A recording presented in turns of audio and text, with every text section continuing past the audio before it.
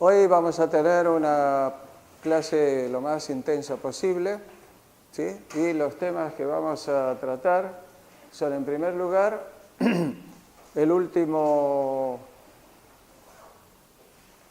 paso en el procedimiento completo del PAP-PCDM, que es el análisis de plan, también conocido como APP o análisis de problemas potenciales. Luego veremos un pasaje por todo el material que ya tienen, los modelos de von Morgenstern, decisiones en contextos de riesgo, modelos específicos de inventarios, especialmente el modelo TI-TO, y programación matemática, en donde se percibe el enfoque primal y dual, que lo vamos a retomar en gestión de proyectos con el modelo de proyectos general de factibilidad ECTO-F, el enfoque PRACH, que es el modelo, la forma general de hacer aproximación proactiva al cambio para estructuras organizacionales, que entra dentro de las primeras y grandes decisiones, hacia dónde va la empresa, qué quiero hacer, cómo, y como elementos subsidiarios, el conocido PERT y CPM, con alguna visión. Con esto estaríamos completando todos aquellos elementos que entran en la última autoevaluación y que forman parte del material de soporte de elementos de gestión, tanto cualitativos como cuantitativos, que se embeben entre sí y forman de alguna forma aplicaciones híbridas, no totalmente puras. Bien, vamos a comenzar entonces por el análisis de plan. Cuando hablamos de análisis de plan, lo primero que tenemos que pensar es que hasta ahora, cuando aplicábamos la metodología PAP-PCDM, estábamos hablando de que había en el tiempo un pasado, este es el tiempo, un presente y un futuro. Normalmente, todo nuestro análisis siempre en gestión y en cualquier tipo de condición, estamos parados en el presente. Cuando las preguntas son que queremos hacer una indagación de cuál es nuestra situación en el presente, tenemos el análisis de situación. El análisis de situación es un instrumento muy poderoso, aunque sencillo, que sirve para ordenar reuniones efectivas, para hacer un proceso de gap análisis, de sacar un estado diagnóstico de cómo estamos y cómo debiéramos estar. Este es muy potente y ustedes ya lo han practicado. También en tiempo presente, de lo que surge luego del análisis de situación, en el posicionar, puede ser que tenga que hacer un análisis de situación más extenso o que aparezca el análisis causal, el análisis de decisión o el análisis de plan o problema potencial. ¿Cuándo aparecía el tema del análisis causal? Cuando en este presente percibimos que hay un desvío o un apartamiento a un comportamiento no regular o que era esperable que ocurriera y no está ocurriendo. Entonces, en realidad, como ya vimos en la clase con el doctor Caury, hay que ir hacia el pasado para ver dónde comenzó este desvío que hay aquí. Aquí hay un desvío percibido en el presente y esto es, si aquí hubiera contadores, lo entenderían en el sentido de lo que ven como costo estándar. El concepto estándar o normalizado es que me permite tener límites de control y cuando algo se aparta de esos límites tengo que tratar de indagar ¿qué? La causa que lo provoca, la causa más probable que lo provoca. El problema es que la causa más probable que puede provocar algo, siguiendo el teorema de Gödel, nunca vamos a estar seguros de que tenemos el conjunto taxativo, colectivamente exhaustivo y mutuamente excluyente de todas las causas posibles. Por lo tanto, tenemos que emplear algo, lo ideal sería emplear el teorema de Bayes, ¿sí? Pero el teorema de Bayes implica un conocimiento exhaustivo del conjunto de causas a priori o posibles.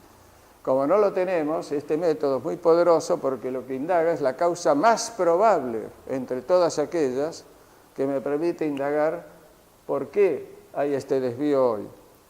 Si tengo la causa más probable, entonces tengo una forma de actuar sobre ella. Ese es el sentido profundo que tiene el tema. Es la madre de cualquier proceso de auditoría. Ahora bien, ¿qué es lo que vamos? Y en el presente también, indagado el desvío o ya conocido que hay que tomar una decisión, también actúa el análisis de decisión en condiciones determinadas, más ciertas y de riesgo. Sin embargo, cuando lo que tenemos que hacer es justamente un plan y acciones, tenemos que mirar hacia el futuro, hacia aquí. Y si miramos hacia el futuro, lo que tenemos que hacer es el análisis de plan. Es la madre de toda gestión de proyectos antes y durante su ejecución. Por lo tanto, como es un tema central para ingeniería de cualquier clase, especie, condición y valor y todo lo que tenga que ver con proyectos, esto tiene una dimensión que es muy importante. Cualquiera de estos métodos tiene dimensiones de tipo táctico y estratégico. El AS, con su sencillez, tiene un peso táctico muy fuerte, pero también estratégico fundamental. Con eso se han llegado a ordenar reuniones de directorio que nunca se entendían, se ha llegado a armar protocolos que permiten que las reuniones sean cada vez más conducentes y efectivas, y también a nivel de una reunión de consorcio. El método de AD es muy efectivo a nivel de gestión operativo, más cuando intervienen mandos medios que tienen distintos grados de poder, y hace falta una moderación metodológica en donde interviene mucho más la metodología que no la experiencia que cada uno trae. El AC es profundamente táctico porque permite cold case analizar casos de desvíos hacia atrás. Pero el que tiene connotaciones al mismo tiempo muy tácticas, como veremos, muy operativas, pero altamente estratégicas, es el APP. Porque es avanzar en la niebla hacia adelante. Cualquier colega contador nos hace sentir la tranquilidad de que nos dice que los dos espejos retrovisores están limpios, indican que el activo es igual al pasivo y todas nuestras cuentas hasta aquí están bien ante nosotros y el fisco.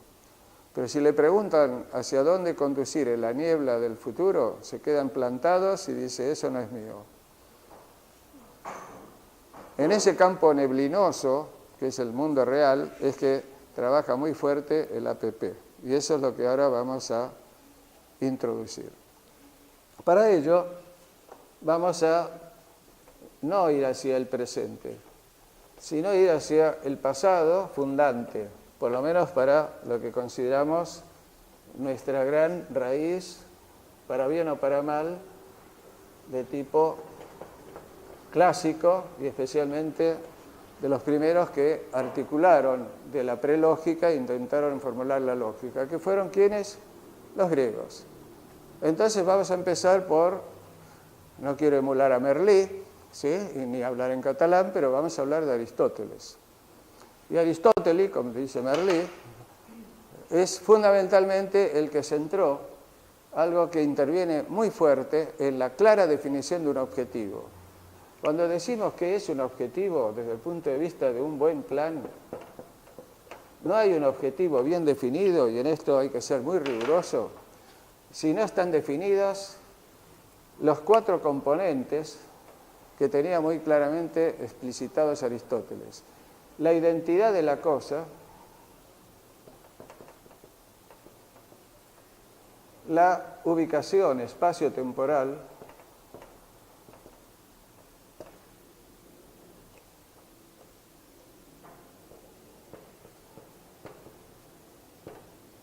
y la magnitud de lo que estamos considerando.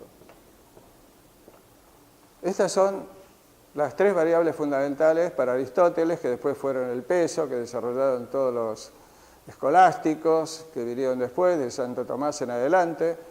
Vale simplemente, como la mayoría aquí vienen de formación de ingeniería, que el cambio de paradigma que significó el que un móvil se moviera, no porque lo empujaron, sino porque era atraído por algo, significó un cambio absolutamente copernicano en el pensamiento. Cuando a Newton le cae la manzana, no piensa quién se la tiró, sino por qué es lo que la trajo.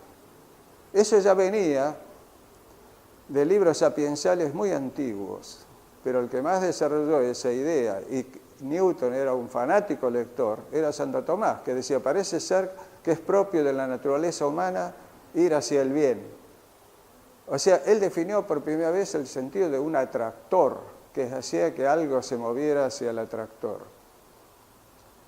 Ese concepto quedó impregnado en muchos de los pensadores y matemáticos posteriores y germinó después en la formulación clara de muchas de las leyes que no sabemos lo que es la gravedad, pero sí qué efecto tienen. ¿Sí? ¿Por qué digo esto? Porque en la identidad hay que definir dos cosas muy claras, el qué de la cosa y el quién. ¿Qué y quién? ¿Qué? ¿De qué se trata y quién? ¿Y qué es la ubicación espacio-tiempo? El dónde y el cuándo. ¿Y qué es la magnitud? Generalmente la mayoría de esta pregunta, que es la última en el orden de la importancia de Aristóteles, es la que normalmente primero se hace cualquiera en la situación de contexto actual, que es el cuánto. ¿Cuánto tiempo? ¿Cuánto cuesta? ¿Cuánto esfuerzo? ¿Cuánto? El cuánto de la cosa pesa la magnitud de la cosa, pero lo que es relevante es que no podemos avanzar en el cuánto si no tenemos el qué, el quién, el dónde y el cuándo. Por lo tanto, un objetivo bien definido de ahora en más en cualquier proyecto de ingeniería tiene que tener perfectamente definido en su expresión, en su relato, marcándola bien claro en colores, como vamos a ver, qué es lo que hay que hacer o se debe hacer, siempre con verbos en tiempo infinitivo, hacer, transformar, hacer, desarrollar. ¿Quién es el que puede ser el responsable? El dónde hay que hacerlo, cuándo tiene esto que cumplirse y el cuánto magnitud que está en consecuencia. Cualquier planillita sencilla de Excel permite simplemente colocar en una lista, ¿sí? Una vez planteado el objetivo, muy claramente, objetivo, que voy a dar un ejemplo muy sencillo de tipo táctico, los ejemplos más claros de la potencia de esto son siempre de tipo de logística, de transporte, transportar el aro de la central nuclear de Atucha del puerto a tal lado. Yo voy a dar otro ejemplo que vamos a analizar hoy. El objetivo y después, ¿qué es lo que hay para que haya un plan? Una lista de tareas. Lista de tareas. Si yo tengo un objetivo y una lista de tareas, esto que está acá conforma ¿qué? Un plan de acción. Un plan de acción. ¿Qué hay que hacer? Todavía no se hizo nada. ¿Qué hay que ordenar? Para esta lista de tareas y este plan de acción utilizaremos métodos más sofisticados, el PERT, el GAN, cualquier método de los que hay para control. Pero tiene que estar, y lo verán, subrogados al análisis que vamos a hacer con el análisis de plan. ¿Dónde se ve claro lo que significa un objetivo bien definido? Cuando hay que hacer una licitación y el sobre A tiene que tener bien claro y marcado quién hace la cosa, dónde se va a hacer, cuándo se va a hacer y cuándo está el cuánto. Si eso no está bien definido, no está bien definido el sobre A para presentarse. ¿Sí? El sobre B es el que va a determinar entre todos los que pasan las condiciones obligatorias de la A, cuál de los B es el que ofrece el mejor canon o la mejor ganancia. Estamos en el deseable, la función de optimización. Quiere decir que sirve, como verán, toda esta metodología integral, tanto para definir diseño de productos, como para definir licitaciones, como para departamentos de marketing. No hay ningún contexto en donde no pueda ser aplicado este tipo de lógica básica, embebiéndola en las tecnologías particulares que todo el mundo maneja. ¿Estamos hasta ahí?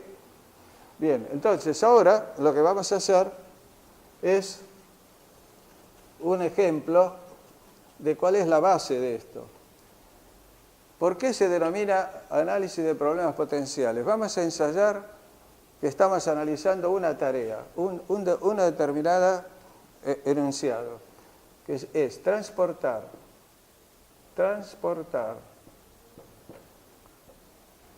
300 centímetros cúbicos de iodo 131 desde el ciclotrón en Villa Martelli, provincia de Buenos Aires, Argentina, hasta el Hospital Italiano, Gascón y Perón, antes de las 10 horas del día viernes 7 del 9. Esto es un enunciado. Vamos a ver si en este enunciado podemos, como se es, destacar si están los componentes. ¿Dónde está el qué? Siempre tiene que estar el qué. Acá está el qué. 300 centímetros cúbicos de iodo 131, pero acá está iodo 131. Este es el qué. ¿Dónde está el dónde? El dónde está aquí, desde el ciclotrón. Vamos a poner esto en este color, en Villa Martelli, hasta el Hospital Italiano, Gascón y Perón. Está indicando una ruta, un transporte, un dónde. ¿Y cuándo? Antes de las 10, no después de las 11, antes de las 10 de este día. Este es el cuándo. ¿Cuándo? Este es el dónde. ¿Sí? Este es el qué. Y la magnitud está acá. Magnitud. ¿Sí? Y esta es la acción, transportar. Ahora, ¿qué es lo que puede ocurrir acá? Lo que puede ocurrir es que mientras en toda la otra metodología, en el análisis de causa, mirábamos desvíos, lo que acá estamos analizando, ¿qué desvíos potenciales pueden ocurrir? A esos desvíos potenciales los vamos a llamar problemas u oportunidades potenciales. Serán problemas cuando afectan el objetivo y son oportunidades cuando incrementan la posibilidad de cumplimiento del objetivo. Bajo este concepto van a revitalizar el famoso y bien conocido Dios Foda, conocido en todo el planeta. Puede ser que no crean en Yahvé, ni en Jesucristo, ni en Buda, pero todo el mundo adora al Foda. Que en definitiva van a ver que las oportunidades o amenazas son oportunidades o desvíos potenciales. Entonces, ¿qué sucede? Fíjense cuántos problemas potenciales pueden aparecer aquí. Puede aparecer un problema potencial en el hecho de que en vez de iodo 131 alguien envíe estroncio. O sea, aquí, un problema potencial, 1, en el qué. Otro problema potencial también es en el dónde. Problema potencial 2, en el dónde. Que en vez de ir de Villa Martelli al Hospital Italiano, vaya al Hospital Británico. Otro problema potencial es el cuándo, que llegue pero a las 11, o que llegue en otro día. Quiere decir que acá tenemos un problema potencial 3. Y hay un problema potencial 4 en la magnitud, que en vez de 300 sean 250 centímetros cúbicos, ya que el iodo 131 que se utiliza para hacer angiografías, si se da, por ejemplo, a un chico para que lo trague, se lleva en un frasco especial que fabrican, que ahí proveen, se lo traga y permite hacer todo un rastrillaje interno del órgano y no es lesivo. Pero tiene un tiempo la radiación. Si pasa mucho tiempo se degrada y ya no tiene el efecto. Por lo tanto, el nivel de radiación que tiene que tener no está asociada tanto al volumen, sino al tiempo que transcurre desde que fue colocado. ¿Sí? ¿Estamos? Entonces, vemos que hay 4 problemas potenciales. Si hay 4 problemas potenciales, quiere decir que tendríamos que hacer en esta frase, en esta simple frase, un análisis tendiente ¿a qué? A lograr que se cumpla el objetivo. Queremos que el objetivo se cumpla. Y este es el objetivo que lo hemos resumido, este objetivo lo hemos resumido en una tarea. Una tarea. Puede haber un objetivo mayor en donde este sea una de las n tareas, o una de las n filas. Entonces quiere decir que aquí voy a tener entonces una tarea, ¿sí? Aquí voy a tener cuál es el qué.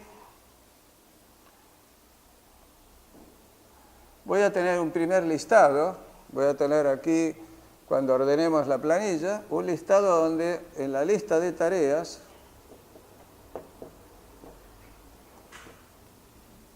paso 1, listar las tareas, va a aparecer una fase 2 que es determinar cuáles de las tareas consideramos que son críticas. La criticidad, en este caso, tiene una contextura mayor a la que ustedes reconocen por criticidad de tarea en un proyecto. Si yo les pregunto qué es una tarea crítica en un proyecto, ustedes que me responden inmediatamente, que es aquella que tiene margen cero en un camino crítico. Es correcto. Pero hay criticidades que son mucho mayores que esa. Por ejemplo, ¿dónde se sienten ustedes más cómodos? Si lo que tienen es un margen cero en una tarea que está con un control totalmente endógeno en su organización y ustedes, o en una tarea que tiene un margen amplio, pero que depende de terceros y de cuartos para que se cumpla. ¿En dónde tienen la sospecha y que tienen que estar atentos en un contexto donde intervienen? Va a estar para tal fecha, sí, pero hay que llenar este papel, hay que ir a esta secretaría, pero y entonces, ¿dónde se van a sentir más tranquilos? Por lo tanto, una gran criticidad es cuando la tarea depende de factores exógenos no controlables. La otra, cuando existe absoluta incertidumbre sobre esa tarea porque nunca se hizo y no hay experiencia. Lanzar un producto nuevo, no se conoce bien el mercado, un plan de marketing, se está indagando, hay expectativas, se sospecha, se espera, ¿sí? Se espera que las medidas económicas surtan efecto, hasta el momento que empieza a jugar la bolsa y después cuando cierra, la realidad cruda queda manifestada, se supone, pero digamos no es seguro, ¿sí? Otro factor de criticidad. Todo eso está en el material que tienen, ¿sí? ¿Qué otro elemento le podemos indicar a un listado? Imagínense 15 tareas de un proyecto donde vamos listando con una cruz cuáles de ellas son críticas. Bueno, ya vemos que es crítico por margen, es crítico porque es exógena, es crítico porque es incierta y otra porque es una concurrencia de múltiples tareas absolutamente complejas, como una operación de médula a cielo abierto, donde el tiempo de anestesia lo marca la operación, ¿sí? Y la resistencia del personaje, y el anestesista es el dueño del quirófano y dice, tiene que hacer todo lo que tiene que hacer en 5 horas. Entonces el que es experto en esto sale, entra uno, y son 5 horas. 5 horas. Entonces ese tipo de marcaje me está diciendo que voy a tener lista de tareas críticas. Si acá tengo n tareas, este m generalmente va a ser menor a n. Si tengo aquí 30 tareas, aquí a lo mejor voy a marcar 10 o 15 tareas críticas. Quiere decir que, primera contracción. De estas tareas críticas, ahora paso a analizar dónde están los problemas potenciales. Y para cada tarea como esta, supongamos que esta fuera la tarea 1, voy a tener que aquí hay 4 problemas potenciales. En el qué, en el dónde, en el cuándo y en el cuánto. Quiere decir que como mínimo tengo tantos problemas potenciales como magnitudes estoy considerando, como atributos estoy considerando. El qué, dónde, cuándo y cuánto. Un problema potencial es que en vez de yodo sea otra sustancia. Otro problema potencial o desvío es el que me haya equivocado en dónde lo envié. Otro problema potencial es que no llegue a la hora que tiene que llegar. Y otro problema potencial es que no esté la cantidad que tiene que llegar. Quiere decir que tengo analizado los problemas potenciales que como mínimo siempre van a ser 4. ¿Por qué 4? Porque son 4 las magnitudes referentes, pero esto se abre. ¿Bien? ¿Cuál es el paso que sigue a esto? El paso que sigue a esto es un paso de generar una ponderación. Como siempre, en este caso, estamos apelando en variables de tipo cualitativo, como son estas. Ya saben que las variables cualitativas se generan híbridos con las variables cuantitativas y usamos ¿qué método? Usamos el conocimiento de las probabilidades a priori que conocemos estimadas de que algo de esto suceda, por historia, como si fuera el Lloyds, que va acumulando. Ustedes saben cómo se ha armado la lista histórica de la principal compañía aseguradora del mundo, que fue el Lloyds. Simplemente todos los naufragios y todos los hechos fueron con total precisión determinando cuáles fueron los causales y por qué había pasado, y fueron determinando por un método frecuencial histórico un estimado de probabilidad a priori de que esto suceda. Y con eso es lo que cargan después el proceso del seguro. ¿Sí? Un seguro, para que sea bueno, tiene que haber un riesgo de alrededor del 8%. Si la probabilidad de que a alguien le pase algo es de 10 a la menos 10, nada, ¿sí? Sucede que nadie va a contraer un seguro. Y si la probabilidad de que suceda es muy grande, va a ser inconveniente para la compañía. Por eso los seguros que más se tratan de vender son los seguros de vida, pero no seguro contra terceros en los coches. Así funcionan los modelos. Entonces, acá lo que vamos a analizar es cuál es la probabilidad estimada de que esto suceda. Supongamos que la probabilidad de que, por conocimiento de esta compañía, que está auditada por la Autoridad Regulatoria Nuclear Argentina y esta a su vez por la de Viena, para que pueda actuar, decimos que se equivoquen en esto, sería muy grosero, y sería 1 por 10 a la menos 5. ¿Sí?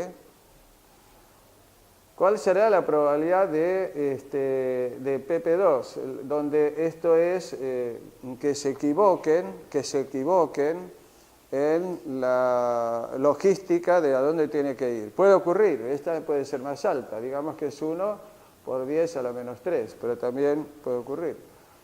Que llegue a esta hora.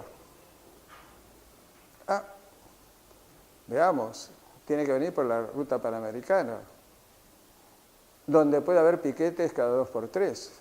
Entonces, ojo, que aquí la probabilidad puede ser de 0, vamos a ser buenos, 0,6. Se arma un buen piquete, o hay tranco, que no llegue a tiempo. Y el hecho de que esta medida se equivoque, también estimemos que puede ser 0,4. Quiere decir que tenemos un primer rastrillaje por la medida de la probabilidad a priori estimada que puede tener el suceso. Ahora lo que vamos a colocar acá es la gravedad que asignamos en una escala de 1 a 10 a que esto ocurra. Si llegamos tarde, bueno, hay que reprogramarlo. Sí, es grave, pero en una escala de 1 a 10, permítame que diga que esto puede ser de gravedad 4. ¿Sí? El hecho o de gravedad hay que reprogramar, es un costo, etc. Pongamos una escala, si quieren, de 1 a 5. Acá es 10, esto es gravísimo. Si en vez de iodo 131 es estroncio, lo matan directamente. Si es la probabilidad de 2 de que se equivoque el lugar, también está en el orden de 5. Hay que reprogramar. Y si es la magnitud, si es esto, puede ser un poco más importante y es 6.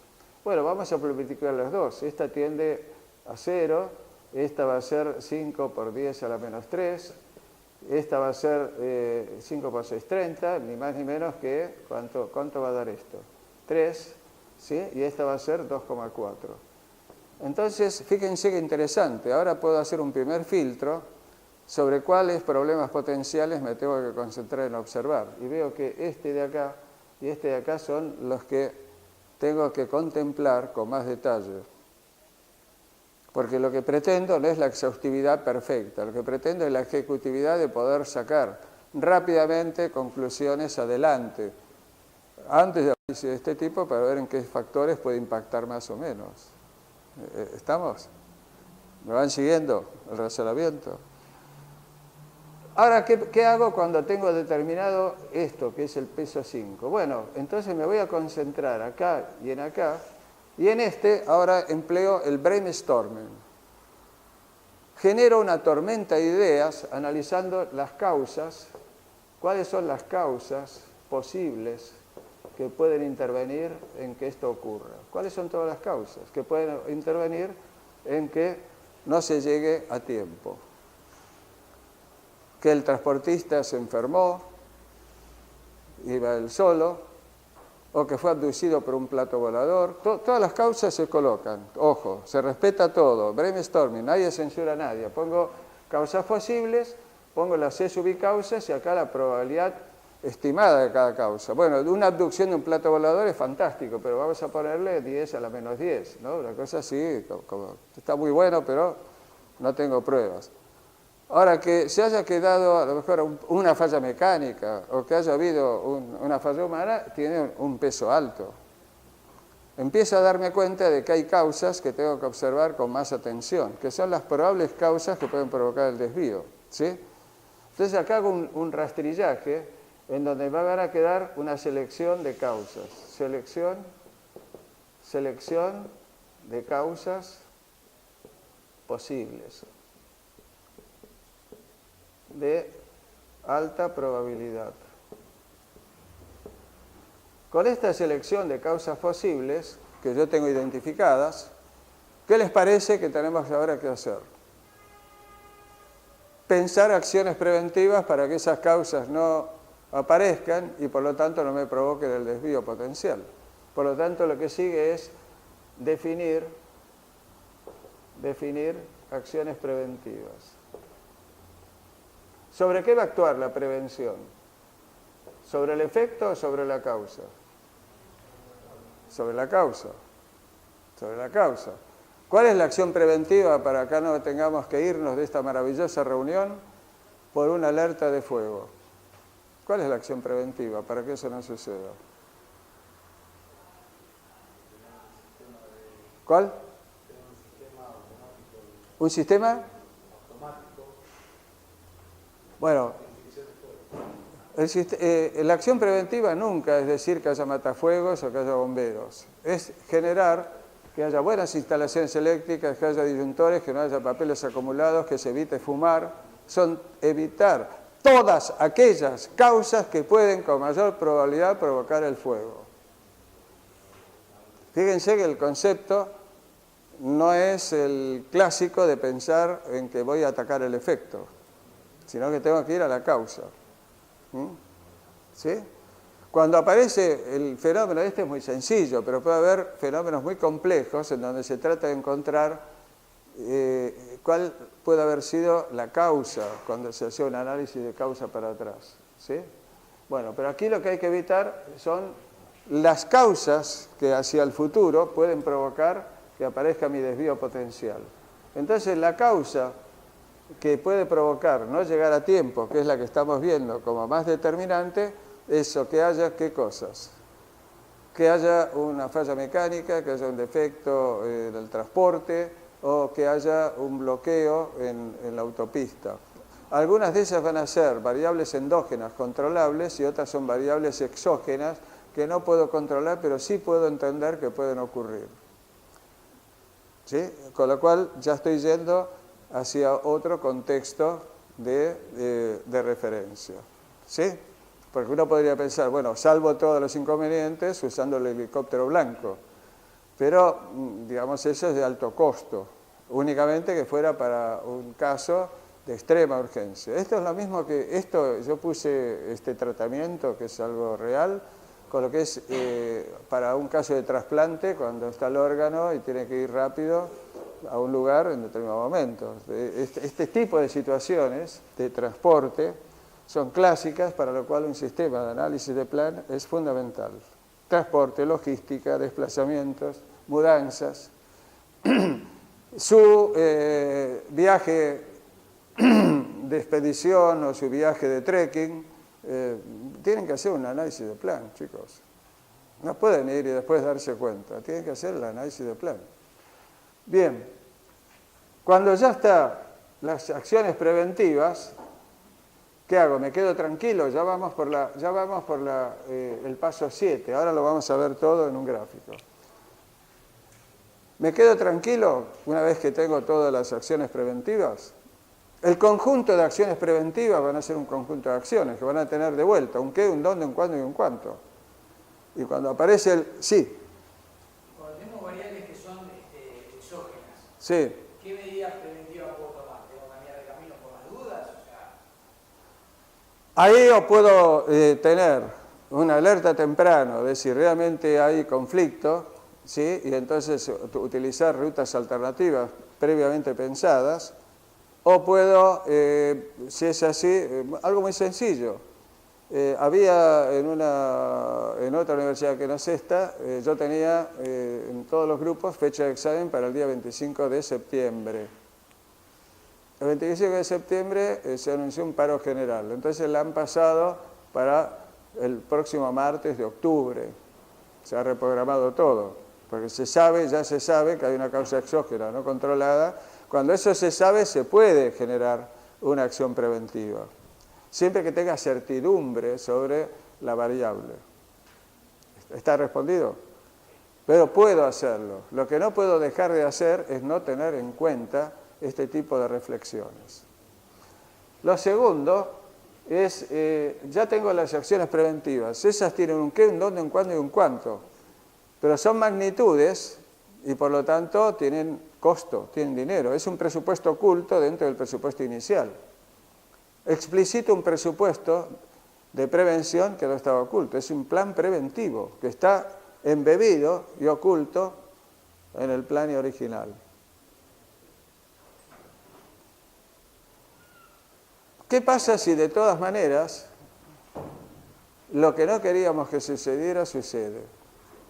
Porque la perversa realidad actúa que aún con todas las cuestiones que tomamos en cuenta, como no tenemos, por lo que dijo el teorema de Gödel, la exhaustividad de lo posible en el contexto de la realidad, nos tenemos que manejar con estimaciones parciales de una realidad que creemos controlar. Nunca vamos a saber el total de lo que puede pasar, pero la experiencia acumulada va incorporando nuevos elementos a un proceso de este tipo. Bueno, si ocurre lo que no quisiéramos que ocurra, ¿qué les parece que tendríamos que indagar? Tenemos que volver aquí al peso y ver que sobre esto, si sucede, tengo que preparar acciones contingentes. La acción contingente es una acción deliberada que actúa sobre el efecto para minorar el impacto negativo o para incrementar el efecto positivo. Si cayó un competidor y está lloviendo agua del cielo y yo tengo un colador y estoy en el desierto. Es triste. Es triste. Es triste que esté esperando la lluvia, me muera de sed y lo que tengo es un colador. Eso significa que tengo que tener una acción que sea contingente al hecho, inesperado y favorable. Entonces sería análisis de oportunidades potenciales. En vez de un APP sería un AOP. ¿Sí? Pero como vamos siempre por el lado más crítico, como todo proceso de ingeniería, siempre tratamos de ir por el lado del coeficiente de seguridad. Por eso lo llamamos análisis de problemas potenciales, porque primero tenemos que analizar los problemas que pueden ocurrir. Si realmente ocurre el desvío que queríamos evitar, hay que hacer una acción deliberada para minorar el impacto negativo. Esa acción tiene un qué, un dónde, un cuándo y un cuánto. Otro listado de acciones contingentes que forman un conjunto que se llama plan contingente. Pero no termina ahí el proceso, le falta una frutilla final al postre. ¿De qué me sirve tener un plan contingente si no tengo hitos, disparadores de control para percibir que está ongoing la contingencia que quería evitar? Y ahí hay que tener en cuenta que el detector puede ser por presencia o por omisión. ¿Cuándo es por presencia? Cuando hay un detector de fuego y empieza a caer agua. Pero lo más peligroso son los que son por omisión, que se abre el circuito, está cerrado el circuito de control, se abre y no sé que ahora no hay circuito cerrado. Por eso en las misiones, a veces críticas, en han visto ciertas operaciones especiales, de grupos especiales, de operaciones especiales, que dice cambio y fuera, nos comunicamos dentro de 5 minutos y si no hay cambio fuera es que algo pasó y entonces interviene el grupo 2. Pero tiene que haber señal. Te copio, cambio y fuera. Si no hay señal, bien. Esto pasó en la realidad, una anécdota, no es una anécdota, es un hecho real, pasó hace mucho tiempo, ahora unos 20 años, en un vuelo de una compañía cruzando el Atlántico, sale de Ezeiza, va a Madrid y después de Madrid volvía con otra tripulación. Por eludir algunas de las normas, que son para algo están hechas, cuando se cargan los tubos de oxígeno, vienen con un esquema especial y se ensamblan y ese es el oxígeno que presuriza la cabina y le da aire a la tripulación, al comando, a los pilotos y todo. Bueno, resulta que había un cilindro que faltaba y bueno, tomaron un cilindro y lo pusieron. Un cilindro. Pues el avión salió con 2 cilindros. El primero que empezó a consumirse es el primer cilindro, vuelo hasta Madrid, todo bien, perfecto.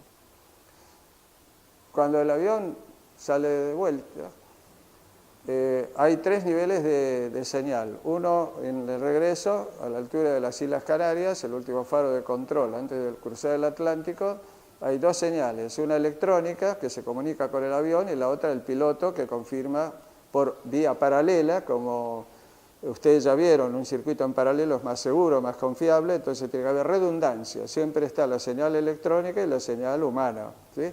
Te copio, cambio y fuera, todo bien, sigo. Pero el avión sí dijo sigo y marcó la posición, pero el piloto no contestaba. Bueno, viene la noche negra de cruzar el Atlántico Norte. El segundo radiofaro ya es en Fernando de Noronha, en Brasil. Detecta el avión, cambio y fuera, sí, perfecto, pero los pilotos no contestan. Todo en emergencia cuando entra en la zona de control de Ezeiza. Ahí es cuando uno de los pilotos empieza a hablar. Se había despertado porque el segundo tanque era de óxido nitroso, que es anestésico. Se habían quedado todos dormidos. Había funcionado por piloto automático el avión. Un pequeño error. Un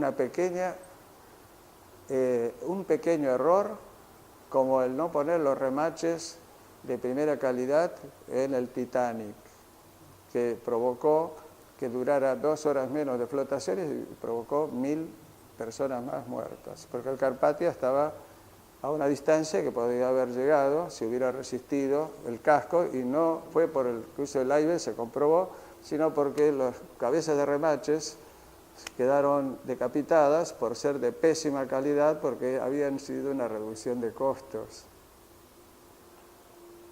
en el presupuesto. Ingeniería, costo versus riesgo.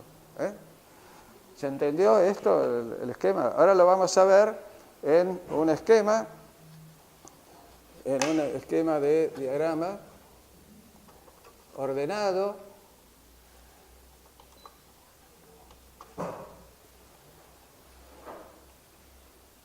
¿Estamos bien con el tiempo, Víctor?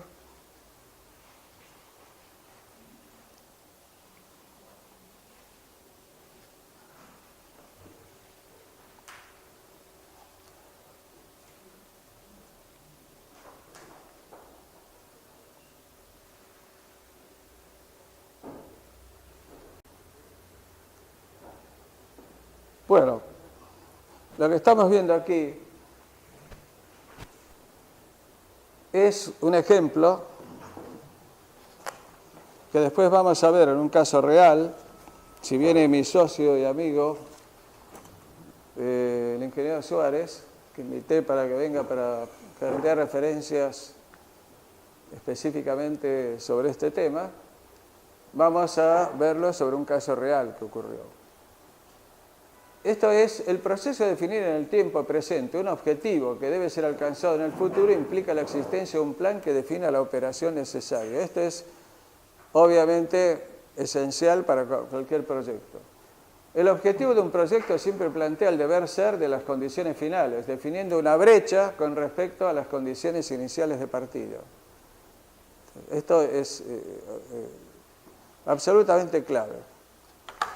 Entonces, la operación que vincula el presente con el objetivo a lograr se produce a través de la aleatoriedad y el desconocimiento de eventos posibles con los cuales debe negociarse el poder hacer más plausible. En este enfoque de la cátedra, plausibilidad para nosotros es la concurrencia de 3 factores. Si buscan plausible en Google o en Wikipedia o en el diccionario de la REA, que debería ser de la Academia Española y no la de Real Academia Española, pero bueno, eso porque soy catalán, ¿qué le vamos a hacer? Me gustaría que fuera allá. Entonces eso sería, cuando dice plausible, la primera versión que aparece es que es aplaudible, que sea agradable.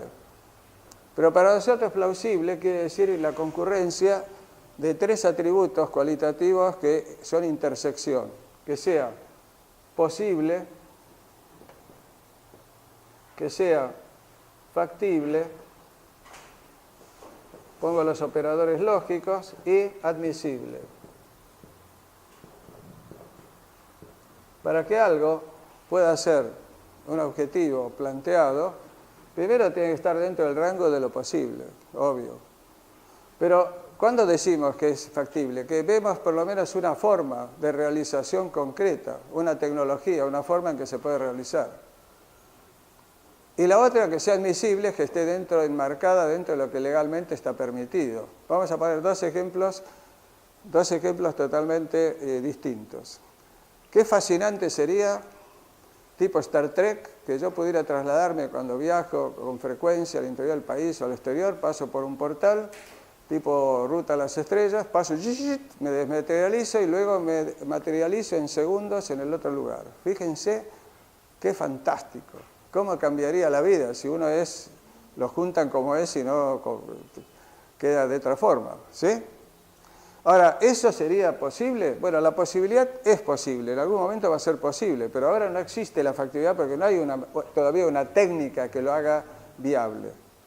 Pero sería invisible si pasaba por todas las normativas de seguridad, como ahora se puede viajar en avión. ¿Está bien el ejemplo?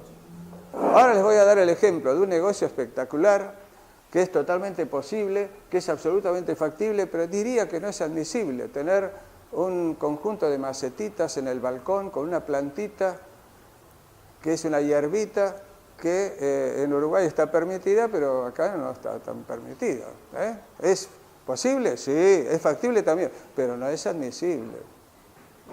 Entonces, para que un proyecto pueda tener consistencia de plausibilidad, tienen que concurrir por lo menos las intersecciones de estos 3 atributos. ¿Estamos de acuerdo? Es lo que algunos que trabajan con una planilla de Excel olvidan con respecto a la aplicación posterior a las realidades contingentes.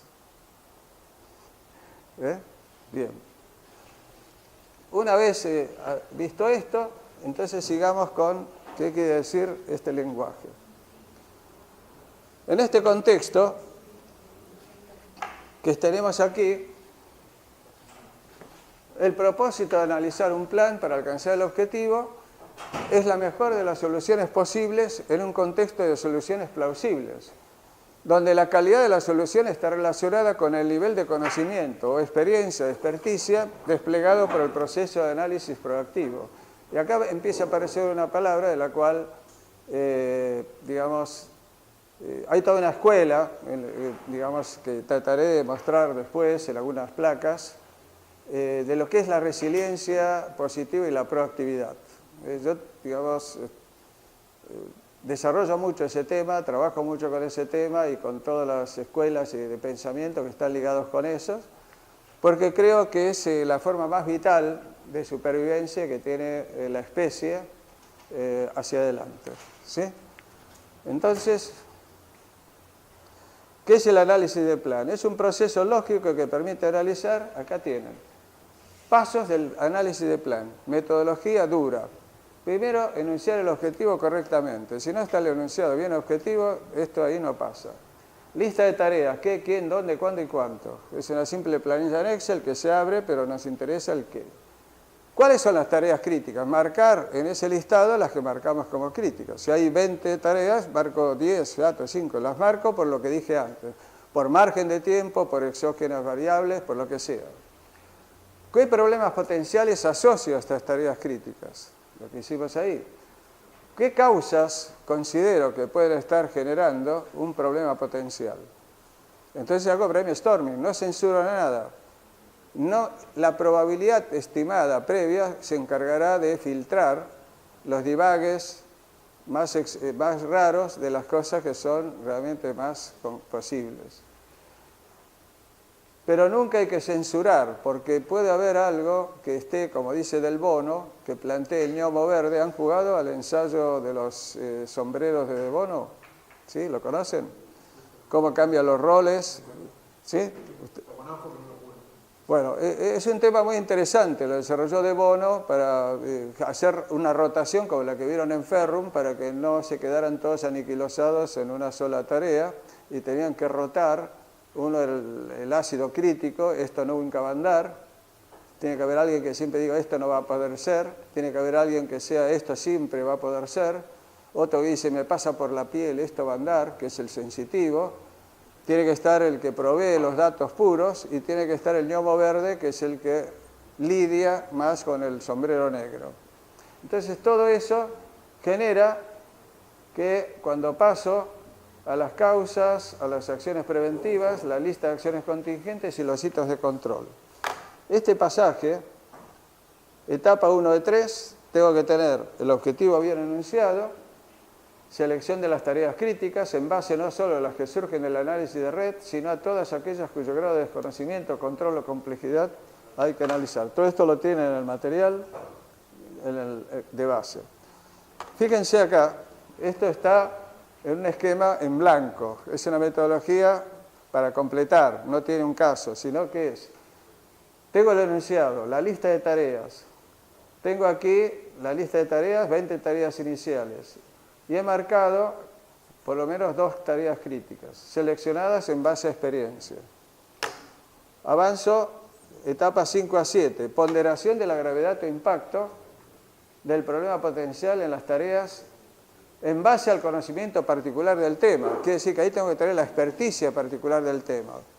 Este es uno de los fenómenos más complejos, como vieron con la doctora Passoni, que es el aprendizaje sobre la realidad que estoy tratando de generar un modelo de representación o de acción.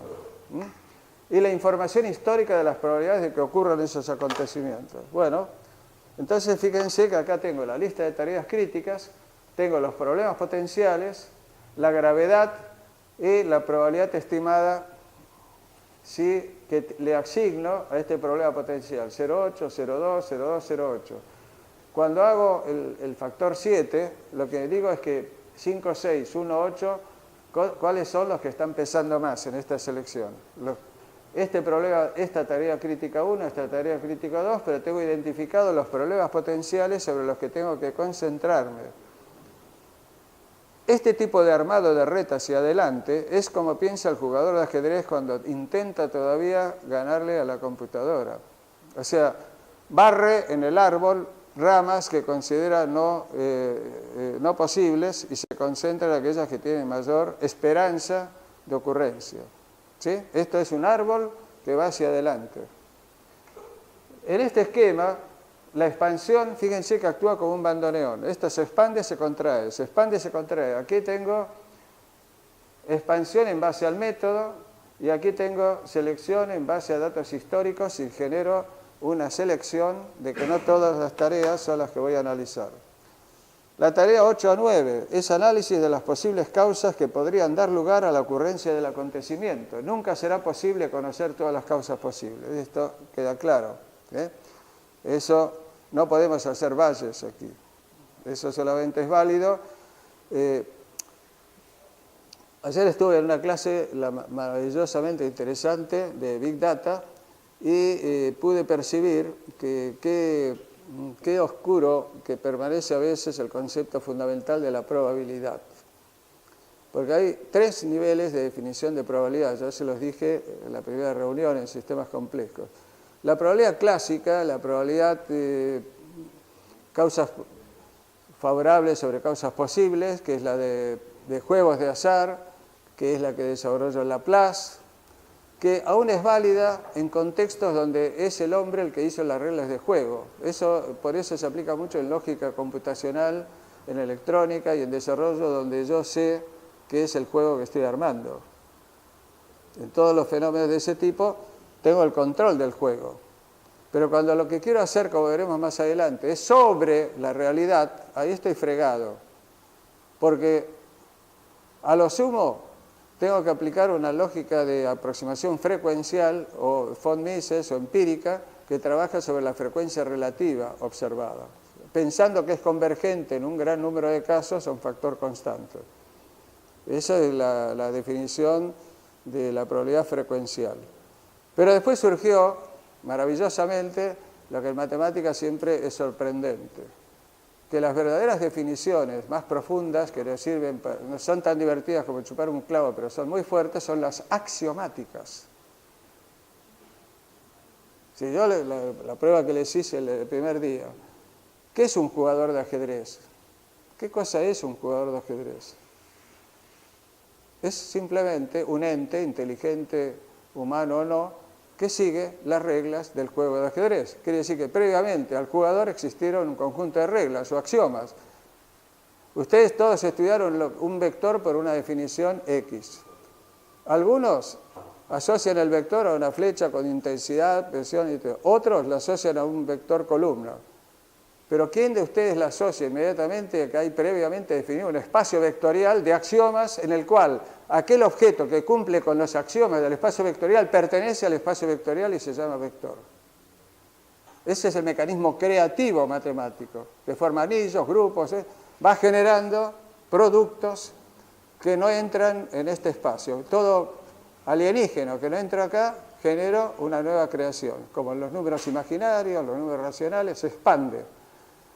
Y nadie sabe para qué sirve. Cuando ustedes hacen, más los electrónicos, desarrollo con variable Z, variable compleja, ¿sí? En la parte occidental, la parte del número I, circuito negativo, no se usa. Los soviéticos sí siguieron avanzando en eso para hacer desarrollos trabajando con números complejos negativos. Y encontraron cosas. En su mente se formaron otras cosas. Por eso nunca hay que descartar a los alienígenas que vienen del exterior, más en el campo de las matemáticas. ¿Sí? En ese caso, vamos a ver cómo sigue esto. Fíjense que acá, para cada problema potencial, empiezo a tirar causas. Como este era el que me interesaba, tengo causa 1, 2, 3, y tengo distinta probabilidad. ¿Con cuáles me voy a quedar? Con las que tienen mayor probabilidad. Filtro aquellas causas que tienen mayor probabilidad de ocurrencia. ¿Me siguen hasta acá? ¿Sí? Bien. Entonces, el análisis de plan ahora, ¿qué acciones deliberadas deben hacerse ya, ahora, hoy, para actuar sobre las causas estimadas como más probables? Porque hay acciones que se deben hacer ya hoy, antes de empezar incluso el plan. Entonces, ¿cuáles son? Estas serían las acciones preventivas que tengo que pensar qué, dónde, cuándo, quién la hace, cuánto es el costo, quién lo va a hacer para actuar sobre estas causas. Esto genera un presupuesto de recursos que es un plan preventivo en tiempo, recursos humanos, insumos y dinero, que está oculto, no estaba explícito. Esto lo ha desencapsulado. En términos de inteligencia artificial, se ha desencapsulado. ¿Sí? Sí. ¿Podría volver 2 líneas hacia atrás al cuadro anterior? Ah, el cuadro anterior. el cuadro anterior, sí. La probabilidad, o sea, Esta. la probabilidad PBI, la BI, digamos, Esta de acá. Sí. para que yo termino definiendo las acciones preventivas. ¿Tienen alguna correlación con la probabilidad? Como si fuera la tabla de seguros del Lloyds, digamos más que nada en la parte marítima, por qué un barco, qué pasó, cuáles fueron los peligros, etc. Pero esto viene determinado muchas veces por la investigación de cuál puede haber sido la causa más probable que provocó el accidente. En todos los accidentes o desastres de aviación, lo primero que tratan de determinar los expertos es cuál fue la causa. La caja negra, si fue causa humana, si fue un motivo de tipo electrónico. Bien, una vez yendo a ver a un cliente, un chofer de un remis que me llevaba a una zona de Gran Buenos Aires, era un señor que se notaba que tenía cierto tipo de experticia, que más allá del chofer, era oriundo de Ecuador. Y ese señor era ni más ni menos que había sido experto en mantenimiento, lo que sería ingeniero de vuelo en aviones. Y justo había pasado el accidente del avión francés que cayó en el Atlántico Norte, ¿recuerdan? Y me dice, esto es lo que pasa por no tener un ingeniero navegante en el avión, porque para ahorrar costos había 2 excelentes pilotos, pero todo el sistema estaba todo automatizado. ¿Sí? ¿Y qué sucedió? Que los pilotos sabían navegar y sabían leer el tablero de control. Pero el tubo pitot que indica la altura, si no funciona el circuito de calentamiento, no funciona el circuito, por lo tanto la altura que dice el indicador no es la altura real en que está el avión. Por lo tanto los pilotos actuaron en consecuencia con la altura que leyeron en el tablero, pero nadie estaba preparado para verificar si los comandos estaban funcionando bien o miraba por la ventanilla a ver si había hielo. Bueno, entonces si yo hago una maniobra pensando que, y no es así, sino es otra cosa, ¡pum!, zambullido. ¿Sí? Entonces siempre tiene que haber un ingeniero de vuelo en viajes de cierta importancia. ¿Contesté la pregunta? De todas maneras, esto lo estamos pensando que estamos planificando para el futuro. No estamos analizando algo que ya sucedió. No, totalmente. Por eso es análisis de plan, porque todavía no hicimos absolutamente nada. Se ha tomado la decisión de hacer un proyecto, un puente. Se ha tomado la decisión de hacer algo. Se hace una lista de tareas. Se hace un presupuesto. Pero ahora después hay que hacer el análisis fino. Haremos un PERT, haremos un Gantt, haremos un planeamiento, pero hay que hacer esto. Ahora les pregunto, en la experiencia de ustedes, ¿cuántas veces han participado en hacer algo de este tipo? En logística, en transporte, en sus vidas reales, cuando van a hacer una expedición. Bueno, una expedición no, una excursión. Ustedes van de vacaciones, pero si se olvidan algo o un elemento, bueno, no hay vuelta atrás. Cuando se está en cierto nivel, ¿sí?, no hay que olvidar agua, cómo hacer fuego, cómo sobrevivir de mínima. ¿Sí? Después no funciona el celular, el GPS, el handy. Cuando vino la primera clase, aquel extravagante que vino acá, había quedado ya así en la expedición que estuvimos, a él lo afectó mucho, y lo afectó más la experiencia traumática que hubo. Por eso, me dijo, ¿qué hace? Sí, era un ex marine también. Bueno. Discúlpeme, pero de todas maneras, a ver, está bueno listar los problemas potenciales, Sí, y las causas que puedan generar en el futuro esos sí, problemas potenciales. sí. Y ahí ya le estoy dando una probabilidad de ocurrencia. La probabilidad de ocurrencia de las causas viene también por un factor histórico. Vamos a verlo en el ejemplo. Vamos a ver en el caso de una construcción, ¿qué problema potencial puede haber respecto del recurso humano? Que haya alguien que usa el cable de bebida y se cae, o que tiene un accidente porque golpea con un obstáculo. ¿Sí?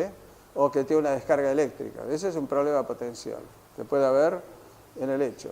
O que haya una demora en la obra por problemas de pago. Ahora, cuando vamos a ver las causas pueden ser muchas. Y vamos a ver que las probabilidades que actúan en esas causas tienen también un historial, ¿sí?, independientemente del caso particular que estamos analizando. Sí, estoy de acuerdo.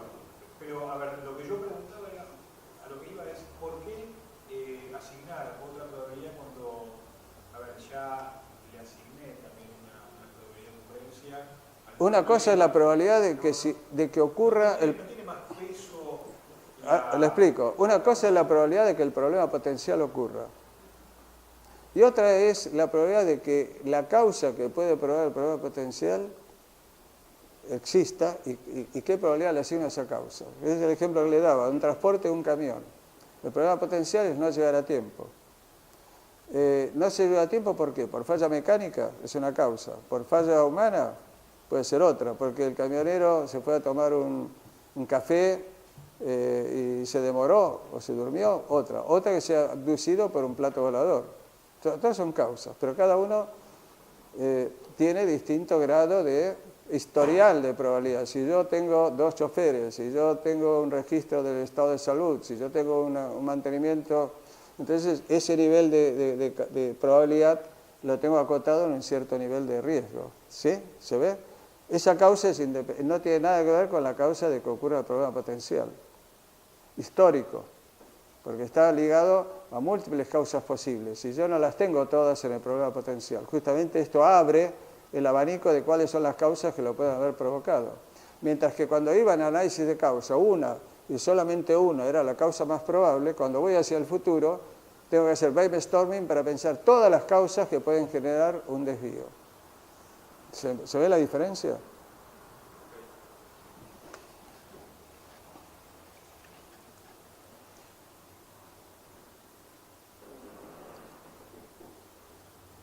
¿Qué haremos cuando hago las acciones contingentes? Tengo que volver atrás. Vuelvo al problema potencial y tengo que, aquí, recuerdan, este era el que más pesaba. Bueno, entonces ahora, ¿qué acción contingente tengo que hacer? ¿Y qué hito de disparador de control? ¿Qué acción contingente y qué hito o disparador? Y el total de acciones contingentes forma un presupuesto de recursos de plan contingente que se suma al plan preventivo. Quiere decir que si un presupuesto inicial era 100, ahora resulta que es 110 y pasa a ser 120. O sea que tengo un incremento sobre el valor inicial. ¿Qué aumenté? La calidad. Aumenté la calidad y disminuí el riesgo de los imponderables que puede causar esto. Vamos a ver este ejemplo. Si viene hoy el ingeniero Suárez, le va a comentar un poco más la anécdota. Pero aquí tenemos ejemplo. Este es un caso real. Después que pasó, justamente como él participó en esto, nos sentamos a pensar cómo debería haber sido lo que no fue y el relevamiento de qué realmente pasó. Esto fue el 1 de diciembre del 2004, con un tiempo total de 450 días, limpieza y pintado de la superficie exterior del puente sobre el río Paraná de Las Palmas. Los que no son de Argentina ubican este puente donde está Zárate Brazo Largo.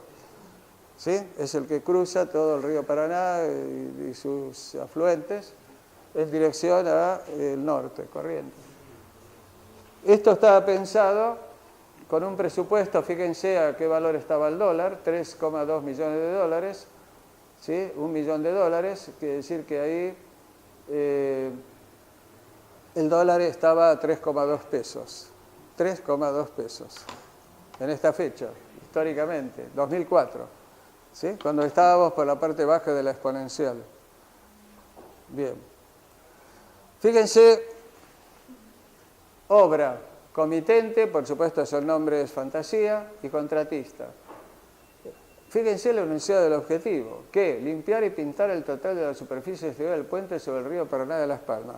¿Cómo se expresa? Limpiar y pintar. El tiempo es, como ustedes saben, en cualquier proceso se utiliza el tiempo infinitivo. Hacer, pensar, desarrollar, ¿sí? Si hay verbo, hay acción. Primero fue el verbo, dijo alguien. Si no hay verbo, no hay nada. Y después está el nombre y el que pone el nombre a la cosa se la apropia, dice algún libro sapiencial, ¿no? Entonces, ¿cuándo? Antes del 1 de diciembre de 2004, inicio de obra el 8 de agosto de 2003. ¿Dónde? Tablero exterior del puente ubicado a 50 metros sobre el nivel del río.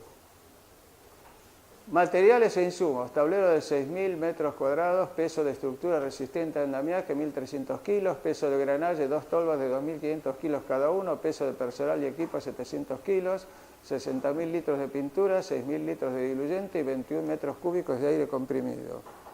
Tiempo total 450 días, costo total mano de obra 0,7 millones, costo total materiales 1,7, gasto general 0,8, presupuesto total 3,2 millones.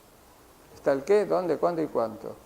Obviamente, en un proceso de licitación, esta parte de acá es la que determina si gana Juan, Pedro o Andrés, en una D que filtra, ¿sí? Bueno, entonces vamos a ver lista de macrotareas. Por ejemplo, obra, limpieza y pintado de la superficie exterior, reunión de inicio y presentación de documentación, preparación de equipos y elementos, instalación del obrador, operación exterior en el puente, cerramiento para granallado, pintura, liberación por inspección de cliente y desarme y retiro de equipos. Esta es una macrotarea parcial. ¿Dónde están los puntos críticos? Aquí, traslado de equipo pesado, grúas y materiales desde el obrador hasta el lugar de trabajo, porque aquí es un conjunto de elementos que puede haber eventos de distinta clase. Procesamiento de 15 toneladas de granalla por hora, aire comprimido y posterior equipo aspirador por vacío y procedimientos para residuos resultantes que pueden generar impacto ambiental. Esto no es poca cosa, porque lo que en realidad pasó es que los muchachos tiraban los lotes de pintura verde al río y un pescador que estaba arriba abajo sacó peces verdes, empezó a pegar gritos, se armó una bolera de aquellas con la municipalidad, se paró todo, vino la parte de intervención, se paró la obra, ajuste, plata, ustedes ya saben lo divertido que es. Bien. Entonces, esto que está acá,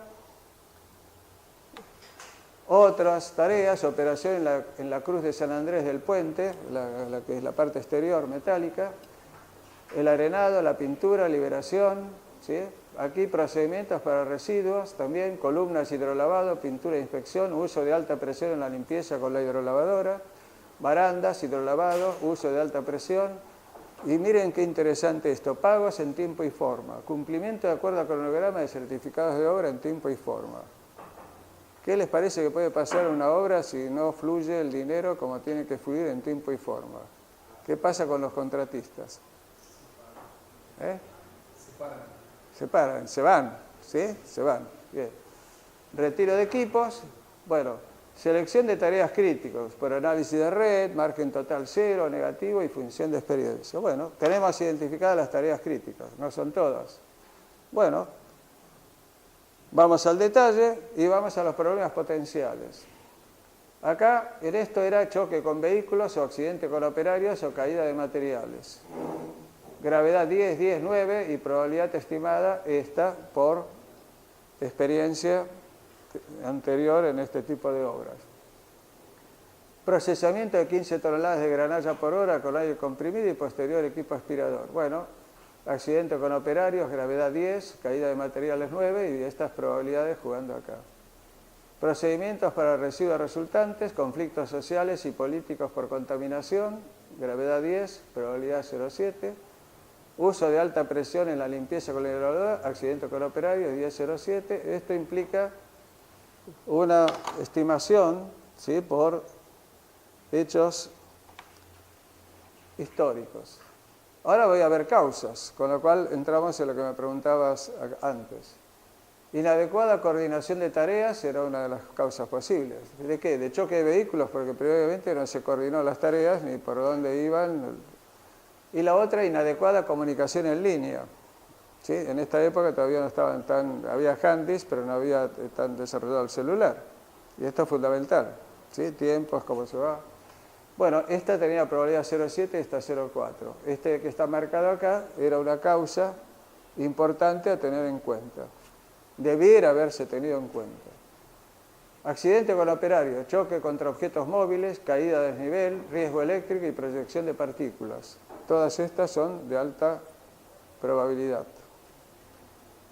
Los que estuvieron en las visitas a las plantas, una de las compañeras, detectó en Cephinpol muchas observaciones que, a pesar de que tenían un alto nivel de elaboración técnica y una organización bastante interesante, pero Leida le detectó que faltaban elementos para el sonido, no había aguantes para los cúters, ¿sí? Y otras cosas más que con su ojo de águila ahora va a registrar y le va a explicar a Cephinpol las medidas que tendría que tener. Y va a hacer a lo mejor un trabajo sobre eso, ¿no? ¿Es así? Muy bien. Entonces, caída de materiales, mal aseguramiento de estiba y amarres. Esto, probabilidad baja, porque en general los obradores, maestro mayor de obras, esto tienen experiencia, pero error de operario podía ser alto si no estaba entrenado y no estaba con todas sus luces prendidas. Tuve experiencias de esto en mis épocas primarias de trabajo en ingeniería en una planta, donde acá en Argentina el título de ingeniería industrial de acá daba facilidad para construcción de edificios civiles en planta. Entonces daba categorización. ¿Hay civiles acá? Bueno, nosotros tenemos estabilidad 1 y 2, entonces no podíamos construir edificios, podíamos hacer edificios en capital y en planta. ¿Sí? Bien. Entonces, bueno, el que en ese momento me contrataba, había que hacer un tratamiento de residuos de efluentes en Sarandí, para tratar todos los procesos de decapado de tubos que se hacían tubos estirados en frío y tenían que decaparse, y después con ácido clorhídrico y después con fosfato para disminuir la fricción metal-metal en un proceso de estirado en frío por extrusión, para pasar de tubos de 4 milímetros de diámetro a 2 milímetros para tubos de inyección de tubos diésel. ¿Sí? Bien. Todo fantástico.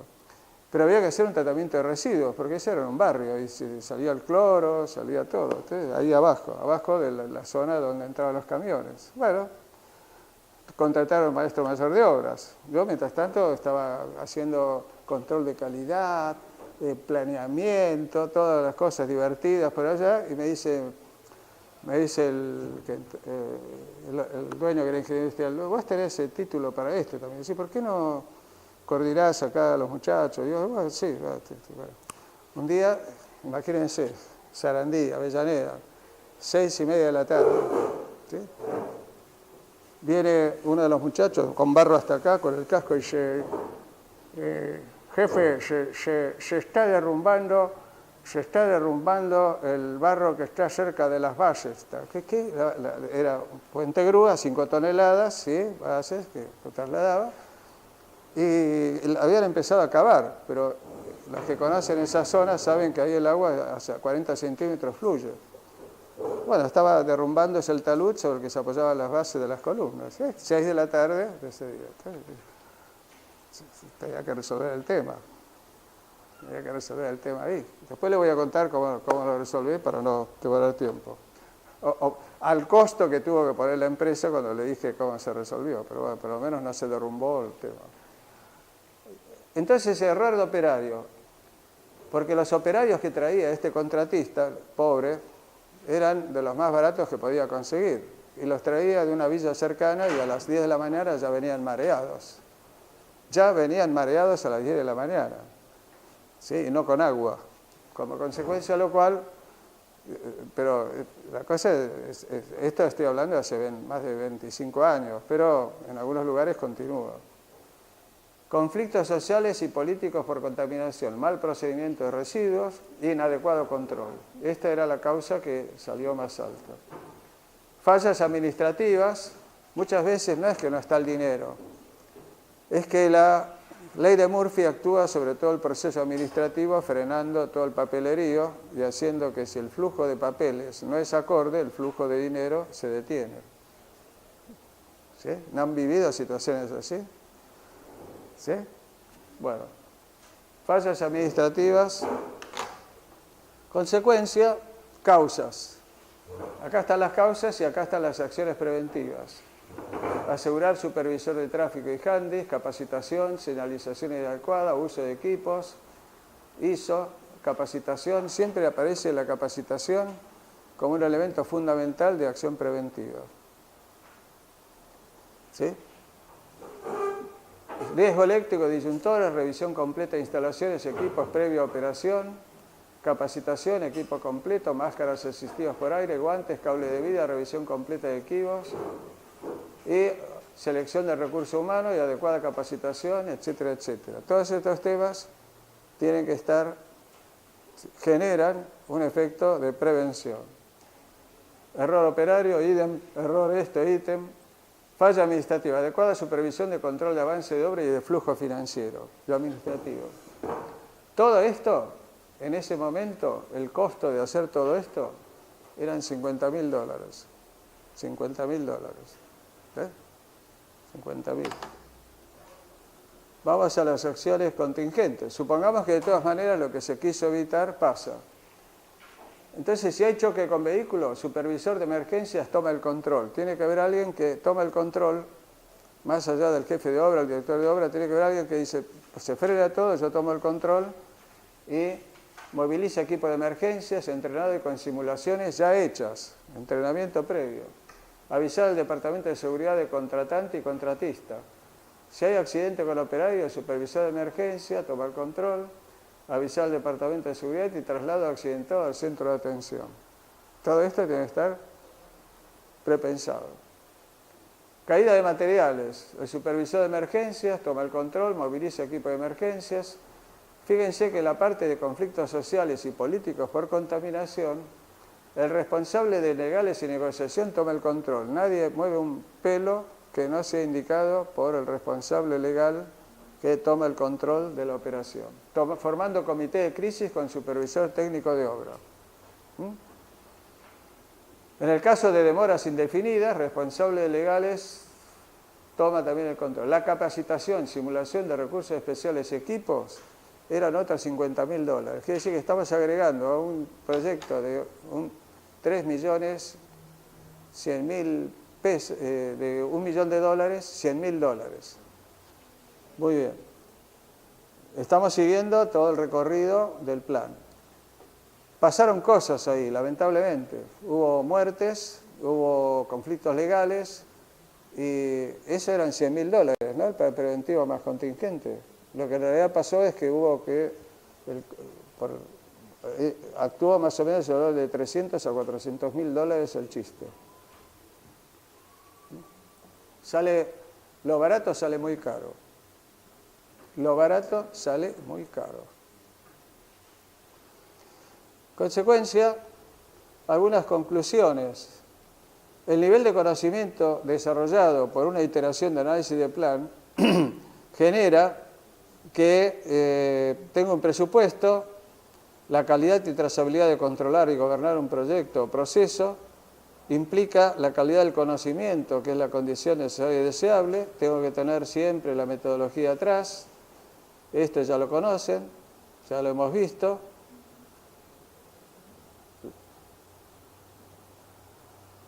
Y esto que está acá, que lo veremos de alguna manera, es un árbol lógico de cómo actúa. El análisis de situación es el primer embudo que ustedes aprendieron a usar, que es el filtrado. Separar, clasificar, priorizar, posicionar. Acá entra todos los instrumentos que puedan tener, desde el Big Data hasta los elementos de observación, el metaplan, todo entra en este embudo. Lo que sale de acá es percibir primero, ¿existe un desvío? ¿Existe problema? Primera pregunta. Sí. ¿Conozco la causa? ¿Sí o no? Si no la conozco, hay una pregunta previa. ¿Me interesa conocer la causa? ¿Sí? Mañana les voy a traer el método argentino de resolución de problemas, que es un poco duro, pero muy divertido. ¿Existe el desvío? Sí, conozco la causa, no, tengo que hacer análisis de causa, la detecto y debo optar entre varias opciones, tengo que hacer análisis de decisión, no, entonces voy a la alternativa elegida, análisis de plan, ejecución y reciclo. Este es un proceso metodológico que si no hago bien esto, no voy a hacer bien esto que está acá. O sea, genera una necesaria recursividad. Yo puedo pasar, a lo mejor acá directo, aquí, pero tengo que optar decisión y puedo pasar aquí y hago análisis de plan.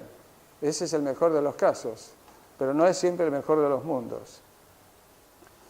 Reflexiones finales en esto. Cuando se pone mayor calidad de gestión de análisis de plan, aumenta el nivel de confiabilidad técnica y de previsibilidad de los factores económicos y financieros. El valor económico final presupuestado es un proyecto con alta calidad de gestión, será por lo general mayor que el de otro de menor calidad. ¿Sí? Por eso, ustedes estuvieron en la planta de Cefinpol. ¿Recuerda lo que dijo aquí el director arquitecto? Va a diseñar una obra para estar dentro del presupuesto, con inodores ferrum o con inodores chinos, si está dentro de un ajuste de presupuesto. Ese es el punto. A lo mejor dicen, no, acá no diseñamos inodoro para el ICT 150 kilos, chino es muy flaquito, para 80 kilos está bien. Y va una persona gorda, se sienta ahí, ¡pum! Femoral destrozada porque se quiebra como vidrio el inodoro, que es letal. Reflexiones finales.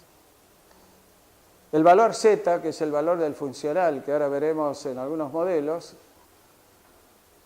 es generalmente mayor de otro de menor calidad, pero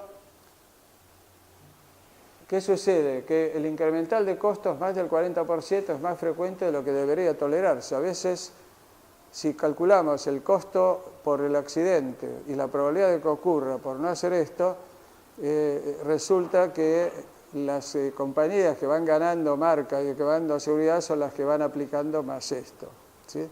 Lo barato muchas veces sale caro. Bueno, les voy a mostrar ahora la planilla de trabajo que ustedes tienen.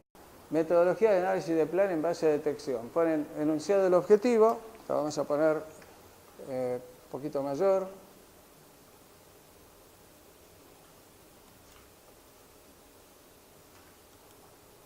¿Alcanzan a verlo bien? ¿Sí? Entonces tengo enunciado de objetivo, tareas, las tareas críticas, los problemas potenciales, gravedad, probabilidad, G por P me da la prioridad, filtro, las acciones preventivas, las acciones contingentes, recursos adicionales inicialmente no tenidos en cuenta, que son, ¿cuáles?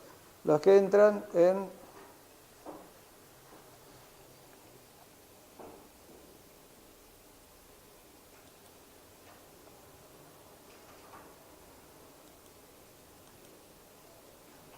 recursos presupuestados, qué, dónde, cuándo y cuánto. Y los hitos de control. El presupuesto de hitos. Y acá viene una pregunta. Las tareas contingentes, o sea, el plan contingente, ¿cuándo tiene que ser pensado? ¿Ahora o cuando sucede la contingencia? Ahora. Las acciones de la contingencia entran a ponerse en función cuando ocurre la contingencia, pero la preparación, los materiales, el presupuesto lo tengo que tener listo ahora. Hay una pregunta que siempre entra en las evaluaciones, en este tipo de cuestiones, que hay acciones que clásicamente cumplen la función de ser preventivas y contingentes. ¿Cuál es? La capacitación. La capacitación permanente es preventiva, pero también es contingente, porque cuando sopla silbato no puedo pensar qué hacer, ya sé lo que tengo que hacer, ya soy un marine o soy alguien que está jugando una regata en tripulación y ya tengo los engramas de entrenamiento ubicados acá para saber lo que tengo que hacer. No tengo que buscar a ver qué hago y cómo hago. ¿Sí? ¿Se entiende? La buena intención es fundamental, pero no basta. Falta el entrenamiento, falta el aprendizaje internalizado. Si ese aprendizaje está internalizado en forma como si fuera un arte marcial, como si fuera aprender a nadar, fíjense cómo variaría el nivel de gestión de conocimiento y el nivel del acervo organizacional con que contaría una empresa, una organización. ¿Perciben eso en la mayor parte de los casos ustedes? ¿O es el aprendizaje por ensayo y error? Entonces, bueno, esta es una cuestión fundamental. Con respecto al análisis de plan.